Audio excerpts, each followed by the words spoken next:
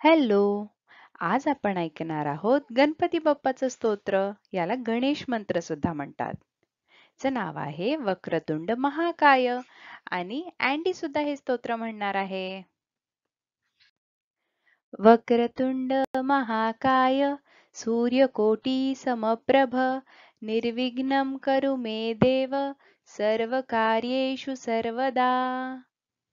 आणि आता अँडी आपल्यासाठी स्तोत्र म्हणणार आहे. वक्रतुंड महाकाय सूर्यकोटि समप्रभा निर्विघ्नं कुरु मे देव सर्वकार्येषु सर्वदा.